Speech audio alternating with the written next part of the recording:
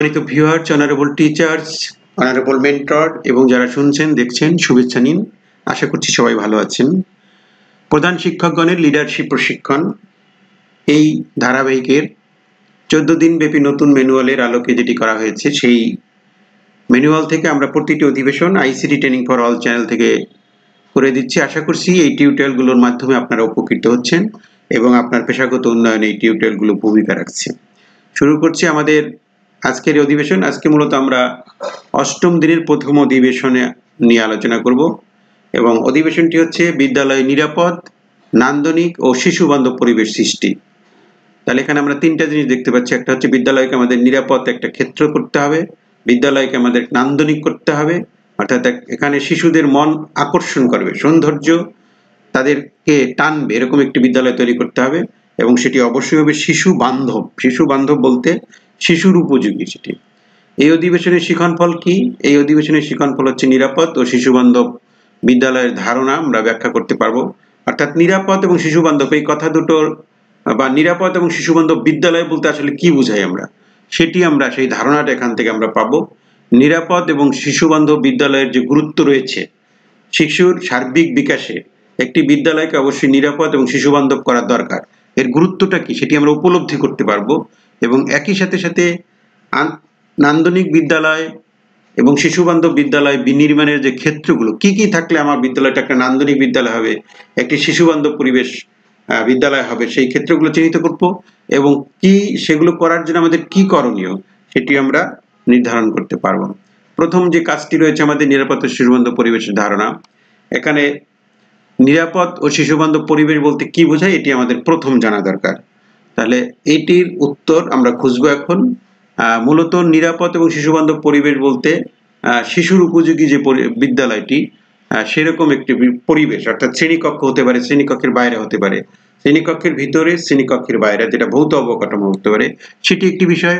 একই সাথে সাথে শিক্ষকের আচার আচরণ এবং সার্বিক যে বিষয়গুলো সেগুলো কিন্তু শিশু বান্ধব পরিবেশ নিশ্চিত করার ক্ষেত্রে একটি গুরুত্বপূর্ণ ভূমিকা পালন করে। তাহলে আমরা এই প্রশ্নের উত্তরে যেটি আমরা জানবো সেটি হচ্ছে শিক্ষার্থীর শিক্ষা, বেড়ে ওঠা, উন্নতিতে নিরাপদ শিশু বান্ধব বিদ্যালয় নিরুদ্রব ও সহযোগিতামূলক পরিবেশ প্রদান করে। অর্থাৎ একজন শিশুর বেড়ে ওঠার ক্ষেত্রে বা উন্নত জীবন গঠনের ক্ষেত্রে এই যে নিরাপদ শিশু বান্ধব বিদ্যালয় তার একটা ভূমিকা রয়েছে।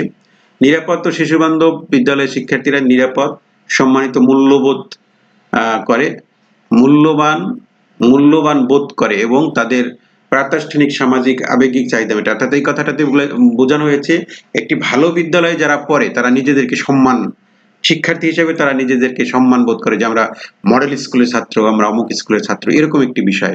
এবং তারা তাদের যদি সিকিউরিটির যে বিষয়টা থাকে স্কুল এনভায়রনমেন্টের ক্ষেত্রে, সেটি যদি কমফোর্ট হয়, শিশুর উপযোগী হয় বা সেফটি একটি এনভায়রনমেন্ট ক্রিয়েট করা, সেটিও তাদের জন্য কিন্তু নিরাপদ।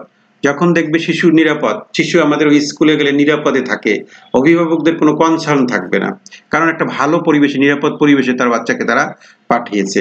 তাহলে অবশ্যই আমাদের বিদ্যালয়কে নিরাপদ শিশু বান্ধব পরিবেশ করা উচিত। এবং একই সাথে সাথে বিদ্যালয়, যেসব বিদ্যালয় নিরাপদ শিশু বান্ধব পরিবেশ নিশ্চিত হয়েছে সেখানে শিক্ষার্থীর শারীরিক, আবেগিক, মনস্তাত্ত্বিক ক্ষতি হতে তারা সুরক্ষিত থাকে এবং বিদ্যালয়ে যে বুলিং, হিংসা ইত্যাদি বিভিন্ন যে ঘটনাগুলো ঘটে সেই সম্পর্কে, নিরাপত্তা সম্পর্কে সমস্যা সম্পর্কে সুস্পষ্ট নীতি পদ্ধতি বিদ্যমান আছে, অর্থাৎ সেই স্কুলে এগুলো মানা হয়। বিদ্যালয় ও শিশু বান্ধব পর্যায়ে বিদ্যালয়ে পর্যাপ্ত তত্ত্বাবধান প্রদানের মাধ্যমে শিক্ষার্থীরা যে সবসময় নিরাপদ তার নিশ্চয়তা প্রদান করে। শিশু বান্ধব বিদ্যালয় তৈরি করা হয় শিশুদের উন্নয়নের চাহিদা পূরণের দিকে লক্ষ্য করে। অর্থাৎ নিরাপদ বা নিরাপত্তা যদি নিশ্চিত করা না হয় তাহলে কিন্তু সেই সব বিদ্যালয়ে শিক্ষার্থী, অভিভাবকরা দিতে চাবে না। এখানে আমরা ইউনিসেফের একটি যে চাইল্ড ফ্রেন্ডলি স্কুল ফ্রেমওয়ার্ক করা হয়েছে, সেইখানে আমরা বলছে তারা যে চাইল্ড ফ্রেন্ড স্কুল ইজ এ কি বৈশিষ্ট্য থাকবে, সেটা হবে safe, healthy, protective, inclusive and gender sensitive learning environment সেখানে থাকবে এবং narrators a holistic development of every child, অর্থাৎ প্রত্যেক শিশুর একটি সার্বিক উন্নয়নের জন্য সেখানে নার্স করা হবে। ঠিক আছে, নার্সেস যেটাকে আমরা বলছি, নার্সেস এই যে এটা বলছি আমরা, the framework emphasis the importance of child centred learning, অর্থাৎ শিশু কেন্দ্রিক শিক্ষা, চাইল্ড পার্টিসিপেশন থাকবে সেখানে, একই সাথে সাথে চাইল্ড যে পার্টনারশিপ বিল্ড আপ করা সেটিও থাকবে উইথ ফ্যামিলিজ, অর্থাৎ পরিবারের সাথে একটি বিদ্যালয়ের একটি সেতু বন্ধন থাকবে, অ্যান্ড কমিউনিটিস, পরিবার এবং কমিউনিটির সাথে বিদ্যালয়ের একটি সেতু বন্ধন থাকবে, সেটিকে আমরা শিশু বান্ধব বিদ্যালয় বলতে চেয়েছে। সেটি ইউনিসেফের একটি সংজ্ঞা থেকে আমরা দেখলাম। এবং একই সাথে সাথে যে ওয়ার্ল্ড হেলথ অর্গানাইজেশন তারা একটা ফ্রেমওয়ার্ক দাঁড় করিয়েছে, সেখানে তারা বলতে চেয়েছে যে place where students learn how to lead healthy lives, কিভাবে ভালো জীবন গঠন করা যায়, where teachers and staffs are healthy role model ভূমিকা পালন করে, and where the school environment promotes healthy and wellbeing, একটি এনভায়রনমেন্ট নিশ্চিত করে, সেই স্কুলটাকেই বলতে আমরা নিরাপদ শিশু বান্ধব স্কুল বলছি। এর পরের যে প্রশ্নটি সেটি হচ্ছে নিরাপদ শিশু বান্ধব পরিবেশের বৈশিষ্ট্যগুলো কি কি হতে পারে। নিরাপদ শিশু বান্ধব বিদ্যালয়ের বৈশিষ্ট্য আসলে অনেক। আমরা যদি দেখি যে শিশুর শারীরিক নিরাপত্তা, প্রথম যে কথাটা আসবে সবসময় শারীরিক আবেগিক নিরাপত্তার বিষয়টি, অর্থাৎ শিশুর নিরাপত্তার বিষয়টি প্রাধান্য থাকবে। এবং একই সাথে সাথে প্রশিক্ষিত শিক্ষক থাকবে, যেটা বলছিলাম শিক্ষকদের আচার আচরণ, বিহেভ, টিচিং লার্নিং অ্যাক্টিভিটিস, পাঠদানের যে পদ্ধতি সেটি হবে আধুনিকতার ছোঁয়া থাকবে সেখানে। তারা হবে প্রশিক্ষিত, স্মার্ট, স্পষ্ট নীতিমালা পদ্ধতি থাকবে। প্রত্যেকটা স্কুলের যে একটি বিশেষ নীতিমালা থাকে সেই নীতিমালা মানা হয়। স্বাস্থ্য এবং পরিষ্কার পরিচ্ছন্নতার বিষয়গুলো থাকবে। ইতিবাচক শৃঙ্খলা, মানে এই স্কুলের শৃঙ্খলার উপরে খুব জোর দেওয়া হয়। অভিভাবকদের সম্পৃক্ততা, অর্থাৎ যেটাকে বলছি partnership of families and community, যেটা থাকবে সর্বাঙ্গীন সহায়তা পদ্ধতি, অর্থাৎ সকল জায়গায় একটা কোঅপারেটিভ বা সাপোর্টিভ এনভায়রনমেন্ট থাকতে হবে। বয়স উপযোগী কারিকুলাম সেটি নিশ্চিত করতে হবে। আমাদের প্রাথমিক বিদ্যালয়ের ক্ষেত্রে আমাদের কারিকুলাম তো করা হয়েছে, সেই কারিকুলাম সরকারের প্রদত্ত যে কারিকুলাম সেই কারিকুলামের যথাযথ বাস্তবায়ন যেটি সেটি নিশ্চিত করা, নিয়মিত মূল্যায়ন এবং উন্নতি সাধন, অর্থাৎ চাইল্ড টু চাইল্ড কেয়ার নেওয়ার যে বিষয়টি থাকে সেটি, নিরাপদ অনলাইন পরিবেশ, অর্থাৎ এখানে অনলাইন বলতে মানে বিভিন্ন ধরনের অনলাইন ভিত্তিক যে সুবিধাগুলো সেগুলো থাকতে হবে। এবং স্কুলে সুষম খাদ্য, মিড ডে মিল যেটা আমরা বলছিলাম, মিড ডে মিল, কার্যকর সুপারভিশন থাকতে হবে, অর্থাৎ একটি ভালো স্কুলকে এগিয়ে নিয়ে যেতে হলে সুপারভিশনটা একটি বড় ভূমিকা পালন করে। কার্যকর যোগাযোগ বলতে বোঝাইছে সকল স্তরে সকলের সাথে একটি সমন্বিত যোগাযোগ। জরুরি প্রস্তুতি, যে কোনো জরুরি অবস্থার ক্ষেত্রে আমাদের প্রস্তুতি থাকতে হবে। পাঠ্যক্রম বহির্ভূত কার্যক্রম থাকতে হবে, শুধু স্কুলের মধ্যেই যে লেখাপড়া বা কারিকুলাম ভিত্তিক লেখাপড়া, সেটার বাইরেও কিছু কো কারিকুলাম অ্যাক্টিভিটিস থাকবে সেটি বলছে। এবং শিক্ষার্থীর ক্ষমতায়ন, অর্থাৎ প্রত্যেক শিশুর জন্য ফিল করে সে ভিতর থেকে তার বেড়ে ওঠা, সেই বিষয়গুলো থাকবে। নিয়মিত ফিডব্যাক এবং মূল্যায়ন করার সিস্টেম থাকবে। কমিউনিটি অংশীদারিত্বের সহযোগিতা থাকবে এবং কালচারাল সেন্সিটিভ অ্যান্ড ইনক্লুসিভিটি থাকতে হবে। এই যে বৈশিষ্ট্যগুলোর কথা বলছি এটি মূলত একটি নিরাপদ এবং শিশু বান্ধব বিদ্যালয়ের বৈশিষ্ট্য। এরপরে যেটি রয়েছে নিরাপদ এবং শিশু বান্ধব বিদ্যালয়ের বৈশিষ্ট্য আমরা জানলাম, কিন্তু এর গুরুত্ব কি, কেন আমরা বিদ্যালয়টিকে নিরাপদ ও শিশু বান্ধব বিদ্যালয় করব, নিরাপদ ও শিশু বান্ধব বিদ্যালয়ের গুরুত্ব কি। এখানে আমরা একটা ছবি দেখতে পাচ্ছি যে শিশুরা বিভিন্ন উপকরণের মাধ্যমে খেলছে, একটি ভালো পরিবেশ, অর্থাৎ শিশুর জন্য উপযোগী পরিবেশ সেটি কিন্তু নিশ্চিত করছে। এবং শিক্ষার্থীরা এখানে প্রাণ খুলে খেলছে, অর্থাৎ তাদের কোনো ভয় ভীতি নেই, অর্থাৎ একটা নিরাপদ এনভায়রনমেন্ট তাদের জন্য দেওয়া হয়েছে। তাহলে এটির গুরুত্ব কি এটা আমরা আলোচনা করব। এবং একই সাথে সাথে আমাদের শিক্ষার্থীদের ক্ষতি হতে রক্ষা করা, এটি একটি হতে পারে। যেমন শিশুদেরকে ক্ষতি হতে রক্ষা করা, যে কোনো জুলুম, শিশুদের জুলুম, অপমান, শোষণ, এই যে বিষয়গুলো আছে সেগুলা তাদের ক্ষতি হয়, সেটির থেকে যদি রিকভারি করা যায় তাহলে সেটি তাদেরকে নিরাপত্তামূলক পরিষেবা প্রদানের মাধ্যমে তারা যেন নিরাপদ ফিল করে, সিকিউরিটি ফিল করে, এটি নিশ্চিত করতে হবে। এরপরে যেটি রয়েছে শেখার সুযোগ করে দেওয়া, শেখার সুযোগ প্রদান করা, অর্থাৎ শিশুদেরকে বিভিন্ন ইতিবাচক আকর্ষণীয় একটা পরিবেশ নিশ্চিত করতে হবে যার মাধ্যমে তাদেরকে শেখার সুযোগটা করে দিতে হবে।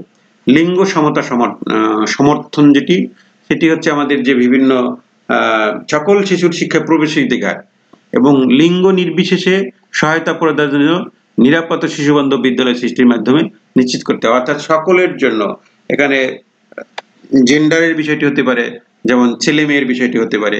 এখানে বিভিন্ন, সেটি মূলত এখানে বলা হয়েছে যে সকল ধর্মের, সকল বর্ণের, সকল শিশুই যেন স্কুলে প্রবেশের সুযোগ বা তাদের জন্য একই রকমের পরিবেশ বা একই রকমের নিরাপত্তা নিশ্চিত করা হয়। এরপরে যেটি রয়েছে সামাজিক এবং আবেগিক চাহিদা পূরণ, সেটিও আমাদের একটি বড় রকমের প্রভাব বিস্তার করে, কারণ সামাজিক এবং আবেগিক প্রভাব নিরাপত্তা শিশুবন্ধু বিদ্যালয়ের সৃষ্টির ক্ষেত্রে একটি সহায়ক পৃষ্ঠপোষকতা প্রদান করে, তাদের স্বাস্থ্যের উন্নতি সাফল্য লাভে সহায়তা করে। এরপরে যেটি রয়েছে শিশুর বিকাশে সহায়তা প্রদান, এখানে যেমন হতে পারে সুষম খাদ্য, স্বাস্থ্যসেবা, ইতিবাচক পরিবেশ। এই জিনিসগুলো যদি পায় তাহলে তাদের শারীরিক, মানসিক, এই আবেগিক উন্নতিতে এটি কিন্তু একটি বিশাল ভূমিকা পালন করে। ঝরে পড়ার হার হ্রাস করা, অর্থাৎ শিক্ষার্থীর উপস্থিতি বৃদ্ধি করা এবং তাদের অংশগ্রহণকে নিশ্চিত করা যদি আমরা করতে পারি। এটি করতে গেলে আমাকে আমার স্কুলটাকে নিরাপদ এবং শিশুবান্ধব পরিবেশ নিশ্চিত করতে হবে। আমাদের স্কুলগুলোকে একটি নিরাপদ পরিবেশ এবং শিশুবান্ধব পরিবেশ, শিশুর উপযোগী পরিবেশ, শিশুর মতো করে শিশুরা যেন শিখতে পারে সেই রকম একটা পরিবেশ থাকতে হবে। এরপরে যেটি রয়েছে একটি নান্দনিক বিদ্যালয় বিনির্মাণে ক্ষেত্রসমূহ কি কি হতে পারে, অর্থাৎ একটি ভালো বিদ্যালয় বলছি, নান্দনিক বিদ্যালয় বলছি, যে বিদ্যালয়গুলো আকর্ষণীয় বা মডেল বিদ্যালয় বলি যাদেরকে, সেরকম একটি বিদ্যালয় করতে যদি আমরা চাই তাহলে কোন কোন ক্ষেত্রগুলোকে আমাকে ডেভেলপ করতে হবে এবং সেটি করতে গেলে আমাদের করণীয় কি, সেটি আমরা মূলত দলে করব। আমরা দলে ভাগ হয়ে গিয়ে একটি নান্দনিক বিদ্যালয়ের কি কি ক্ষেত্র থাকতে পারে সেটির একটি তালিকা তৈরি করতে হবে এবং তালিকা তৈরি করার পরে সেটি করতে গিয়ে প্রধান শিক্ষক কি কি ভূমিকা নিতে পারে সেটি পোস্টার পেপারে লিখে তারপরে আমাদের এটি উপস্থাপনা, দলীয় কাজের উপস্থাপনা হতে পারে হবে। তাহলে আমরা সেটির জন্য 15 মিনিট সময় রয়েছে। এরপরে আমাদের একটি নিরাপদ এবং নান্দনিক বিদ্যালয়, এখানে বলছে নিরাপদ নান্দনিক বিদ্যালয় যদি করতে চাই তাহলে আমাদের কি কি কাজ করতে হবে। প্রথমত কার্যকর শেখানো শেখানো, বিদ্যালয়ের মূল কাজই হচ্ছে কার্যকর শেখানো শেখানো, অর্থাৎ ভালো পাঠদান। ভালো পাঠদানই যদি না হয় তাহলে তো শিক্ষার্থী আসবে না, সেখানে ভালো পড়ানো হয় না, অর্থাৎ কেন যাবে তারা। তাহলে কার্যকর শিক্ষণ পদ্ধতি, অর্থাৎ এই স্কুলে লেখাপড়ার মানটা অনেক ভালো মান। কারণ কি, এখানে দক্ষ শিক্ষক রয়েছে, উপকরণের ব্যবহার করা হয়, সকল শিশুর প্রতি সমান নজর দেওয়া হয় এবং বিভিন্ন পদ্ধতি বা প্রসেস বা টেকনিক, মেথড অবলম্বন করে শিক্ষার্থীদের পড়ানো হয়। অতএব এই স্কুলটা ভালো স্কুল। এটি একটি প্রথম যেটি আমরা আনছি। এরপরে যে কার্যকর নেতৃত্ব ব্যবস্থাপনা, একটি স্কুলকে যদি একটি নিরাপদ এবং নান্দনিক বিদ্যালয় করতে হয় তাহলে শিক্ষক ব্যবস্থাপনা, শিক্ষার্থী ব্যবস্থাপনা, সহযোগিতামূলক সম্পর্ক, স্কুলের উদ্দেশ্য, স্কুলের যাবতীয় কাগজপত্র, স্কুলের যারা সংশ্লিষ্ট সকলের কাছে এই সম্পর্কে একটা স্বচ্ছ ধারণা থাকতে হবে এবং সকলে সমন্বিত বা হলিস্টিক একটা লিডারশিপ দরকার এখানে, সেটি যদি থাকতে হবে আমাদেরকে। তারপর কার্যকর পরিবীক্ষণ ও মূল্যায়ন, এবং এখানে যেটা বলছে শিক্ষণের ক্ষেত্রে, বিদ্যালয়ের পরিবেশের ক্ষেত্রে বিদ্যালয়ের সাথে সংশ্লিষ্ট যারা স্টেক হোল্ডার রয়েছে তাদের সেই বিদ্যালয়ের প্রতিটি কাজে তাদের কি ঘটছে বা কোন অবস্থায় আছে সেই সম্পর্কে তারা অবহিত, অর্থাৎ মূল্যায়নটা, মনিটরিংটা খুব ইফেক্টিভলি হতে হবে। কার্যকর অংশগ্রহণ নিশ্চিত করতে হবে।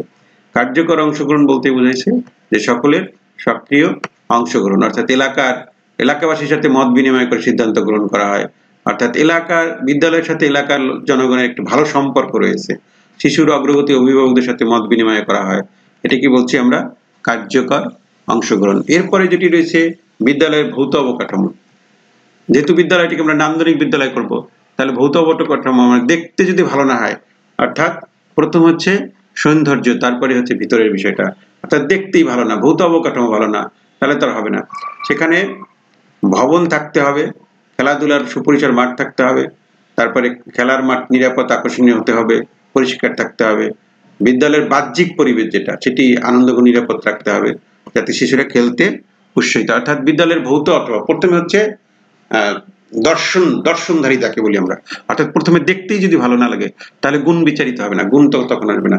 সেজন্য প্রথমে যে ভৌত অবকাঠামো, পর্যাপ্ত শ্রেণীকক্ষ, খেলার মাঠ আছে, অনেক এই সুবিধাগুলো থাকতে হবে।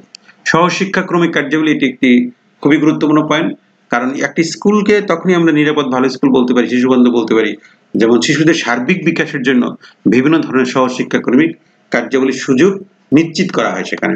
এরপরে সমতা হচ্ছে ছেলে মেয়ে উভয়কে সমান গুরুত্ব দেওয়া হয় এবং ছেলে মেয়েদের জন্য আলাদা শৌচাগার থাকবে, স্কুল কমিটিতে মহিলাদের সদস্যের অংশগ্রহণ নিশ্চিত করতে হবে। এইগুলো থাকলে সমতার যে বিষয়টি সেটি হয়ে চলে আসবে। তারপরে হচ্ছে বিদ্যালয়ের উন্নয়ন।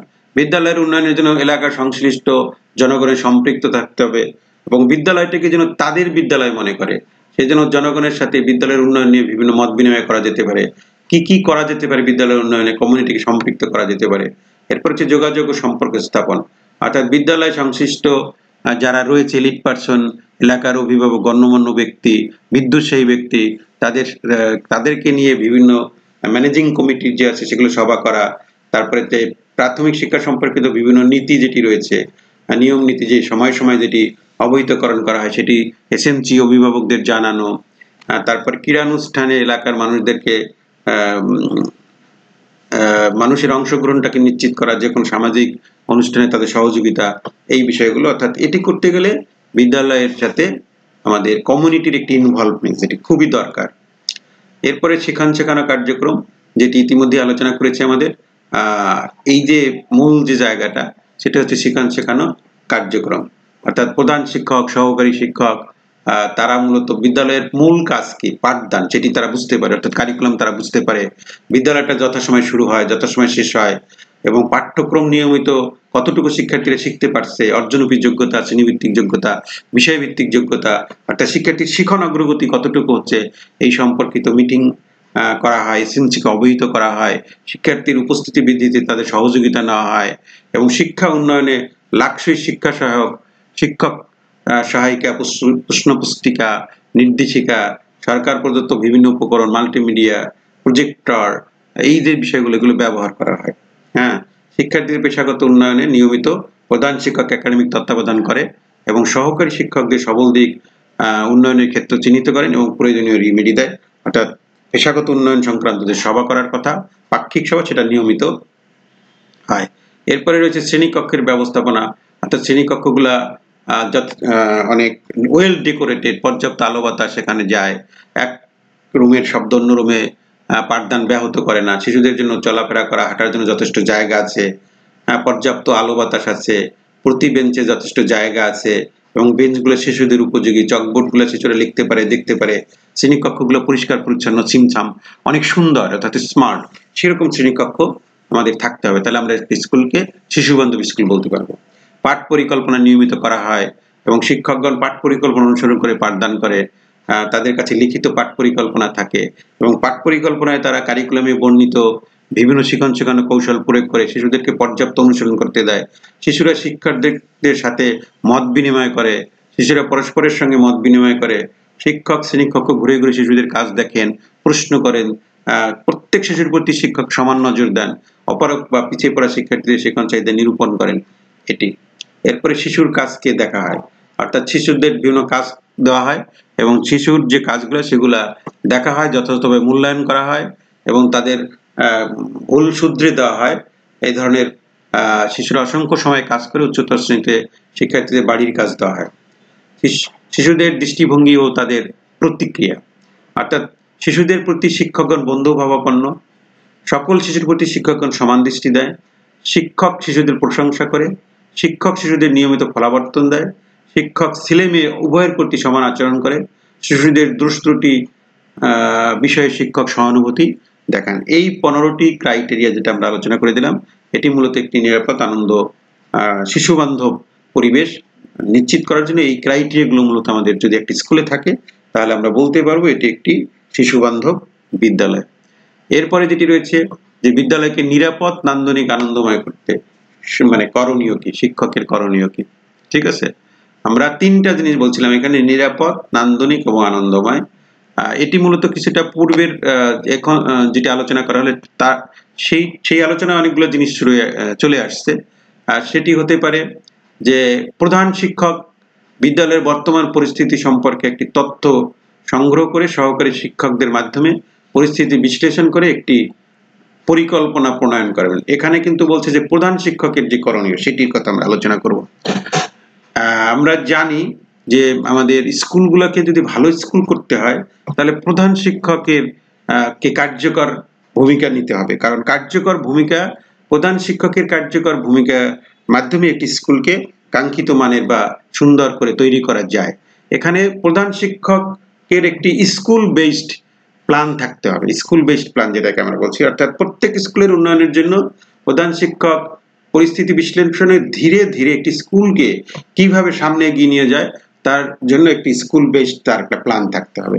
সেই প্ল্যানের মধ্যে কি থাকতে হবে? শিখন পরিবেশটাকে তিনি আস্তে আস্তে ভালো করতে চান। যেমন হতে পারে বিদ্যালয়ের মাঠ অঙ্গনগুলো পরিষ্কার পরিচ্ছন্ন না, সেটি তিনি পরিবর্তন আনবেন। পরিষ্কার পর্যাপ্ত আলো বাতাস, শ্রেণীকক্ষগুলো সুসজ্জিত করা। মানে অনেকগুলো বিষয় হয়তো শিক্ষক করতে পারবেন না, কারণ কিছু কিছু বিষয় থাকে অর্থপ্রাপ্তির বিষয়টা থাকে, কিন্তু যে জিনিসগুলো প্রধান শিক্ষক করতে পারেন তিনি সেটি করবেন। শ্রেণীকক্ষে দর্শন শ্রমণের জন্য উপযুক্ত করা, নিরাপদ পানি সরবরাহ করা, দুটি পরিষ্কার ওয়াশ ব্লক। আমাদের অনেক স্কুল আছে, ওয়াশ ব্লক আছে, এগুলো আছে, কিন্তু যথাযথ ব্যবহার হয় না। হ্যাঁ, অর্থাৎ সেগুলো যথাযথ পরিষ্কার হাইজিনিক করানো হয় না, যার মধ্যে ছেলে মেয়েদের জন্য একটি থাকবে। শিক্ষাক্রম যথাযথ বাস্তবায়ন করার কথা বলছে, এটি আমরা কিন্তু ইতিমধ্যে আলোচনায় নিয়ে আসছি। অর্থাৎ শিক্ষার্থীদের জন্য একটি আচরণবিধি অনুসরণ করা হয়। বিদ্যালয়ে শৃঙ্খলা নিশ্চিত করার জন্য ইতিবাচক পদক্ষেপ গ্রহণ, শ্রেণীকক্ষের বাইরে শিশুদের তত্ত্বাবধান করা, বালিকাদের জন্য সুরক্ষা সামগ্রী নিশ্চিত করা। এই যে বিষয়গুলো থাকে, অর্থাৎ শিক্ষার্থী নিরাপদ পরিবেশ নিশ্চিত করার যে বিষয়টি, সেটি আমরা বলছি। কারিকুলামের যে সুনির্দিষ্ট লক্ষ্য আছে তার জন্য কারিকুলাম ভিত্তিক পাঠদান করা, পদ্ধতি মাফিক পাঠদান করা, উপযুক্ত শিখন সামগ্রী ব্যবহার করা, ছেলে মেয়ে, লম্বা খাটো, ধনী গরিব, পারক অপারক সকলের মধ্যে সমতা আনয়ন করার বিষয়টি থাকবে। সহ শিক্ষাকর্মী কার্যাবলী থাকবে, এবং এই প্রত্যেকটা কাজের ক্ষেত্রেই কিন্তু আমাদের প্রধান শিক্ষক লিডারশিপ থাকতে হবে। শ্রেণীকক্ষগুলা মানে স্মার্ট শ্রেণীকক্ষ তৈরি করা, সেখানে প্রতিটি মানে বেঞ্চ সুন্দর থাকবে, সাজানো গোছানো থাকবে, দেয়ালগুলো পরিষ্কার পরিচ্ছন্ন থাকবে। এই যে বিষয়গুলো রয়েছে সেটি নিশ্চিত করা। চকবোর্ডটা ভালো এবং ব্যবহারযোগ্য রাখা। অনেক স্কুলগুলোতে দেখা যায় চকবোর্ড আছে, কিন্তু অনেক দিন ধরে সেটিকে কালো করা হয় না বা লেখার উপযোগী নাই, সেটি কিন্তু ইচ্ছে করলেই করা যেতে পারে, কিন্তু এটি শুধু মানসিকতার একটা বিষয়। চকবোর্ডটি সকল শিক্ষার্থী ভালোভাবে দেখতে পারে কিনা সেটি নিশ্চিত করা। এই যে বিষয়গুলো আমরা বলছি, এই বিষয়গুলোর মধ্য দিয়ে মূলত একটি নিরাপদ, আনন্দময় এবং শিশু বান্ধব স্কুল তৈরি করা সম্ভব। এবং সেই তৈরি করার ক্ষেত্রে প্রধান শিক্ষকের যে একটি লিডারশিপ রয়েছে, এবং অভিজ্ঞতার আলোকে আমরা দেখেছি অনেক স্কুলই বিদ্যমান যে সরকারি বরাদ্দ দেওয়া হয়, সেই বরাদ্দগুলোর যথাযথ ব্যবহার করে ধাপে ধাপে, অর্থাৎ একটা টার্গেট থাকতে হবে প্রধান শিক্ষকের। সেটি কি হতে পারে? যেমন 5 বছর আমার বিদ্যালয়টাকে আমি এই জায়গাটায় নিয়ে যাব, আমি স্কুলে জয়েন করেছি, 5 বছরের মধ্যে স্কুলটাকে এই জায়গায় নিয়ে যাব, এরকম একটা টার্গেট থাকতে হবে। এবং টার্গেট বেসড কার্যক্রম হাতে নিতে হবে, এবং একটি স্কুল বেসড প্ল্যান থাকবে তার। সেই প্ল্যানের আলোকে তিনি বিদ্যালয় সংশ্লিষ্ট যারা রয়েছেন, বিভিন্ন এলিট পার্সন, শিক্ষানুরাগী, বিভিন্ন ব্যক্তিবর্গ, তাদের নিয়ে, সহকারী শিক্ষক যারা রয়েছে তাদের নিয়ে তিনি যদি একটি হলিস্টিক অ্যাপ্রোচে কার্যক্রমগুলো বেগবান করেন, তাহলে অবশ্যই একটি স্কুল নিরাপদ, নান্দনিক এবং শিশুবান্ধব করা সম্ভব। এখানে আমরা এই অধিবেশন থেকে যে আলোচনা হয়েছে তার মধ্য থেকে দু একটা প্রশ্নের মাধ্যমে আমাদের বিষয়টা আমরা মূল্যায়ন করতে পারি। নিরাপদ বিদ্যালয়ের গুরুত্বপূর্ণ দুটি ক্ষেত্রের নাম কি হতে পারে সেটি, বিদ্যালয়ের নান্দনিক করতে প্রধান শিক্ষকের ভূমিকা কি। ধন্যবাদ সাথে থাকার জন্য। দেখা হচ্ছে পরের কোনো টিউটোরিয়ালে। সবার জন্য শুভকামনা, এবং আপনারা যদি এই সব টিউটোরিয়াল একসাথে পেতে চান তাহলে আমাদের আইসিটি ট্রেনিং ফর অল চ্যানেলটি সাবস্ক্রাইব করে আমাদের উৎসাহিত করবেন, এবং আপনার ভালো লাগা মন্দ লাগা আমাদের হোয়াটসঅ্যাপে শেয়ার করতে পারেন। দেখা হচ্ছে পরের টিউটোরিয়ালে। সবার জন্য শুভকামনা।